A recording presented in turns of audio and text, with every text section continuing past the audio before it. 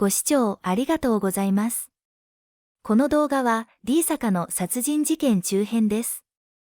前編では古本屋の不審な様子に気づいた私と明智小五郎が店内を調べて、店主の妻が殺害されているのを発見しました。それでは物語の続きをお楽しみください。None of them did. Everyone ate their ice cream right in front of me and went back the way they came. I am absolutely sure of that. Now, if we trust this ice cream vendor statement, even if the killer escaped from a back door, he did not leave the alley. The alley is the only way out. However, it is also certain that the killer did not leave from the front door. We had been watching from Hakabacon. Then what in the world did he do? According to Detective Kobayashi's thoughts, the killer must be hiding somewhere. He could be in one of the row houses on the front or back side of the alley. Or the killer might be one of the tenants. Of course, there's a way to escape across the roofs from the second floor.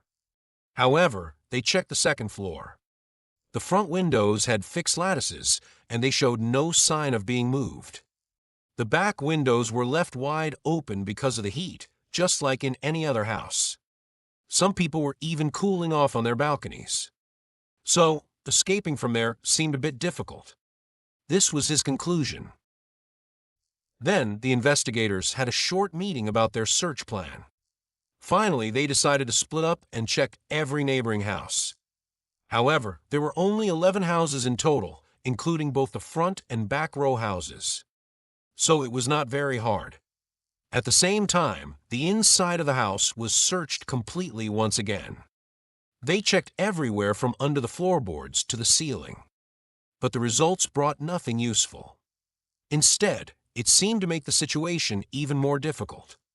They found out about the owner of the candy store, 2 doors down from the bookstore.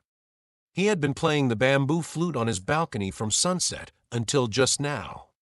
He had been sitting in a position where he would definitely not miss anything happening at the bookstore's second-floor window from beginning to end. Readers, the case has become quite interesting. Where did the killer enter, and where did he escape? It was not the back door. It was not the second-floor window.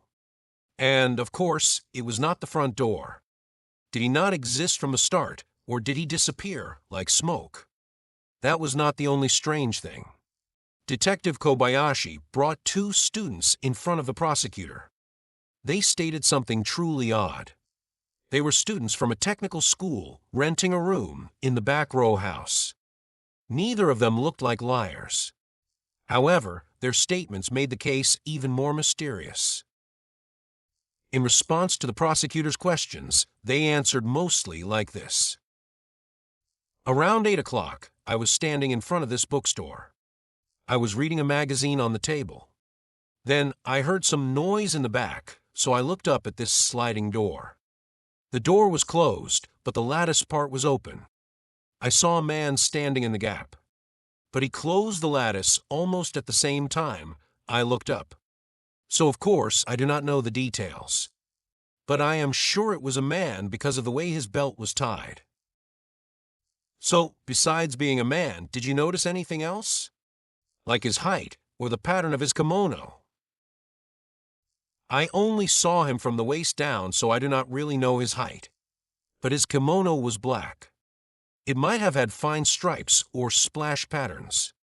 However, to my eyes, it looked solid black. I was looking at books with this friend too, the other student said. And I noticed the noise in the same way, and I saw the lattice close in the same way.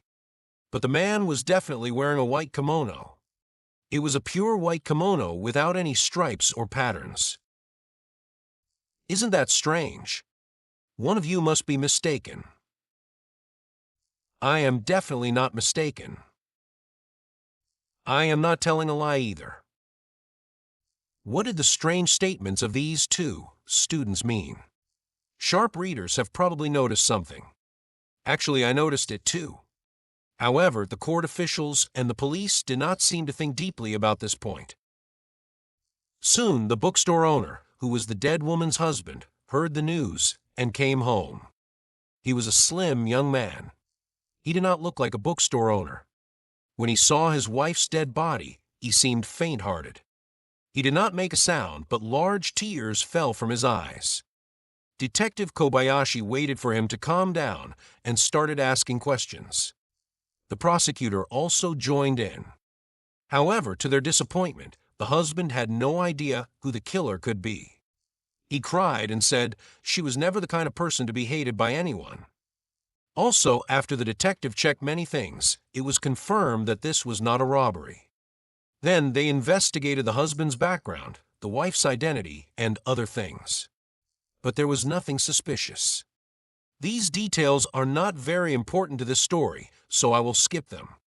Finally, the detective asked about the many fresh bruises on the dead woman's body. The husband hesitated a lot, but finally answered that he had caused them. However, even though he was asked repeatedly about the reason, he did not give a clear answer. But it was proven that he had been at his night stall all evening. So, even if those were marks of abuse, he could not be suspected of murder. The detective probably thought so too, because he did not ask any more questions. Thus, the investigation for that night ended for now. Our names and addresses were written down. Akechi's fingerprints were taken. It was past 1 o'clock in the morning when we went home. If there were no mistakes in the police search and the witnesses did not lie, this was a truly mysterious case. I later learned that Detective Kobayashi's continued investigations from the next day were all useless. The case did not move forward at all from the night it happened. All the witnesses were reliable people. There was nothing suspicious about the residents of the 11 row houses. The victim's hometown was also investigated, but there was nothing unusual there either. At least, as far as Detective Kobayashi tried his best to search, he could only conclude that this case was completely a mystery. As I mentioned before, he was rumored to be a great detective. I also heard later that he was disappointed about the light switch. He had taken it back as the only piece of evidence, holding on to hope. However, he could not find anything except Akechi's fingerprints on it. Perhaps because Akechi was in a hurry at that time, there were many fingerprints left there. But they were all his own. The detective decided that Akechi's fingerprints had probably erased the killer's fingerprints. Readers, when you read this story, do you think of Poe's The Murders in the Rue Morgue or Doyle's The Adventure of the Speckled Band? In other words, do you imagine that the killer in this murder case was not human? Do you think it was an orangutan or an Indian poisonous snake? Actually, I thought about that too. However, I did not think such animals lived around D Slope in Tokyo. First of all, there were witnesses who saw a man's figure through the gap in the sliding door. Furthermore, if it were an ape, it would definitely have left footprints. It would also have been seen by people. Also, the finger marks on the dead woman's neck were exactly human marks. A snake wrapping around a neck would not leave such marks.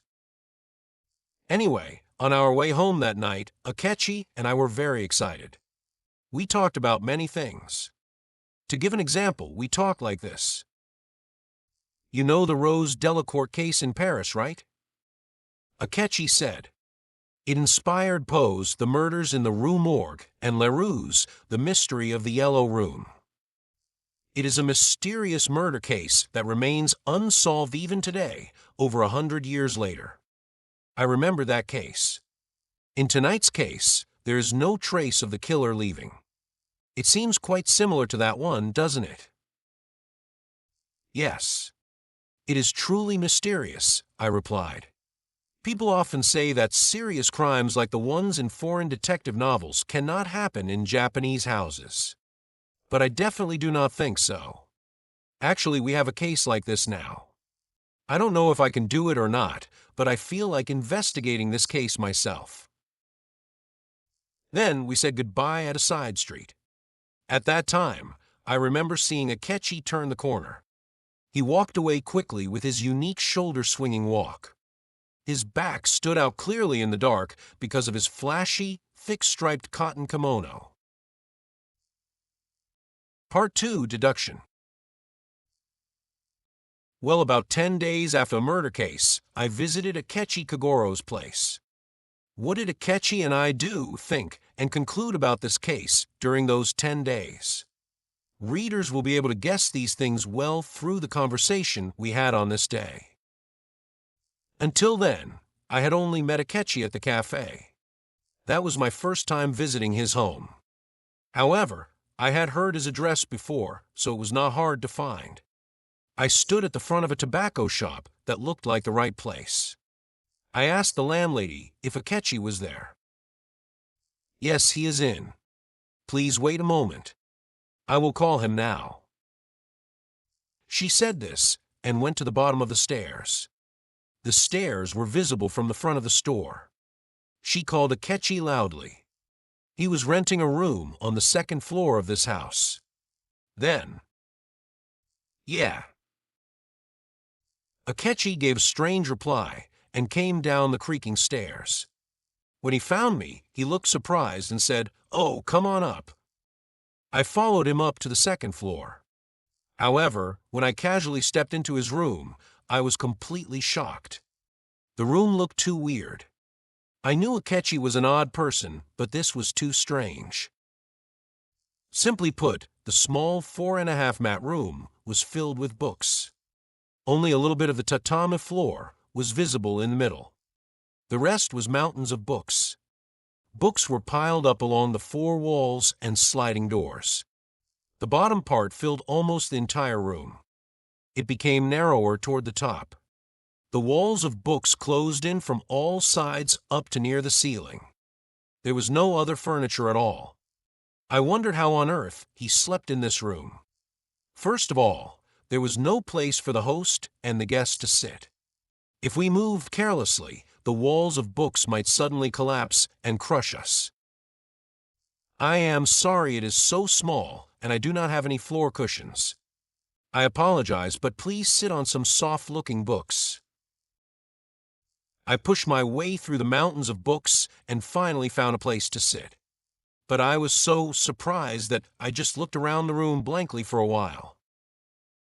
I must briefly explain the personality of Akechi Kagoro, the owner of this very strange room. However, I have only known him recently. Therefore, I do not know his background at all. I do not know how he makes a living or what his purpose in life is. But it is certain that he is a kind of wanderer without a regular job. If I had to say, he might be a student. But he is a very unusual student. He once said, "I am studying human beings." At that time, I did not really understand what that meant. The only thing I know is that he has an unusual interest in crimes and detectives. He also has amazingly rich knowledge about them. He is about the same age as me. He cannot be over 25. He is rather thin. As I mentioned earlier, he has a strange habit of swinging his shoulders when he walks. However, it is not a tough guy's walk at all. It is strange to compare him to this man, but his walk reminds me of the storyteller Kanda Hakuryu, who has a disabled arm. Speaking of Hakuryu, Akechi looks and sounds exactly like him. If readers have never seen Hakuryu, you should imagine someone you know. Imagine a face that is not handsome, but somewhat charming and highly genius. However, Akechi's hair is much longer and very messy. Also, he has a habit of scratching his messy hair with his fingers while talking to people. It seems as if he wants to make it even messier. He does not seem to care about his clothes at all. He always wears a cotton kimono tied with a worn-out soft belt. Thank you for visiting me. We haven't met for a while since then. What about that D Slope case? It seems the police have no idea who the killer is. Akechi said this while scratching his head as usual and staring at my face. Actually, I came here today to talk a little about that, I started. I wonder how to bring it up. I have thought about various things since then. I did not just think. I also investigated the actual places like a detective. And actually, I have reached a conclusion. I wanted to report it to you. Oh, that is wonderful. I would love to hear the details. I did not miss the look in his eyes when he said that. It showed a mix of slight disrespect and relief. It was as if he was saying, "What could you possibly know?" That encouraged my hesitating heart. I started talking with passion. I have a friend who is a newspaper reporter. He is close to Detective Kobayashi, who is in charge of that case. So, through that reporter, I was able to learn the details of the police's situation. It seems the police cannot decide on a search plan. Of course, they are doing various things, but they have no good leads. You know that light switch? That is useless, too. They found out that only your fingerprints are on it. The police think that your fingerprints probably covered the killer's fingerprints. Because I knew the police were having trouble, I felt like investigating even more eagerly. So, what kind of conclusion do you think I reached? And why do you think I came to talk to you before telling the police? Anyway, I noticed something from the day of that incident. You remember, right? Two students made completely different statements about the color of the kimono worn by the man who looked like the killer. One said it was black, and the other said it was white. No matter how unreliable human eyes are, isn't it strange to mistake complete opposites like black and white? I do not know how the police explained that. But I think both of their statements were not wrong. Do you understand? It means the killer was wearing a kimono with a black and white pattern. In other words, something like a thick striped black cotton kimono, like the ones you often see for rent at inns. So why did it look pure white to one and pure black to the other? Because they looked through the gap in the sliding door's lattice. Exactly at that moment, one person's eyes were in a position where the gap in the lattice matched the white part of the kimono. The other person's eyes were in a position where it matched the black part. This might be a rare coincidence, but it is definitely not impossible. In this case, there is no other way to explain it.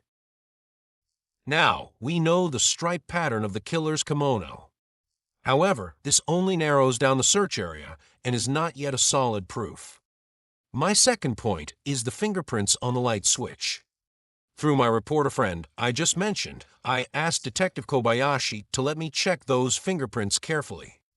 They are your fingerprints, you know. As a result, I finally confirmed that my thoughts were not wrong. By the way, if you have an ink stone, could you lend it to me for a moment? Then I showed him an experiment. First, I borrowed the ink stone. I put a little black ink on my right thumb. I took a piece of paper from my pocket and pressed my fingerprint on it. Then, I waited for the fingerprint to dry. I put ink on the same finger again and pressed it carefully over the previous fingerprint. But this time, I changed the direction of my finger. As a result, a clear double fingerprint crossing each other appeared there. The police believe that your fingerprint covered the killer's fingerprint and erased it. However, as this experiment shows, that is impossible. No matter how hard you press, fingerprints are made of lines. Therefore, marks of the previous fingerprint must remain between the lines. If the first and second fingerprints were exactly the same and pressed in exactly the same way, the lines of the fingerprints would match. Then maybe the second fingerprint could hide the first one. But that is very unlikely. Even if it were true, the conclusion would not change in this case. However, if the killer turned off that light, his fingerprint must remain on the switch. I thought the police might have missed the first fingerprint remaining between the lines of your fingerprint. So I checked it myself, but there was no such trace at all. In short, only your fingerprint was pressed on that switch, first and last. I don't really know why the fingerprints of the bookstore people were not there. Perhaps the light in that room was always left on and never turned off. What do all these facts tell us? I think like this. A man wearing a kimono with thick stripes knew that the bookstore owner set up a night stall. Perhaps he was the dead woman's childhood friend, and a broken heart could be a reason. He attacked the woman while her husband was away. There is no sign that she made a sound or fought back. So, she must have known the man well. Then, after successfully achieving his goal, the man turned off the light and left. He did this to delay the discovery of the body. However, this man's biggest mistake was that he didn't know the sliding door's lattice was open. When he closed it in surprise, two students who happened to be at the front of the store saw his figure. After that, the man went outside for a moment. But he suddenly realized something. When he turned off the light, his fingerprint must have been left on the switch. He absolutely had to erase it. However, sneaking into the room again in the same way was dangerous. Then the man came up with a great idea. It was to become the discoverer of the murder case himself. By doing so, he could naturally turn on a light with his own hands. This would not only remove any suspicion about his previous fingerprint, but also give him a double advantage. Nobody would ever think the discoverer was the killer. In this way, he calmly watched the police's methods as if he knew nothing. He even boldly gave a statement. And the result was exactly what he wanted. 5 days passed, 10 days passed, and no one came to arrest him. ご視聴いただき、ありがとうございました。物語の中編はここで終了です。続きは後編をお楽しみください。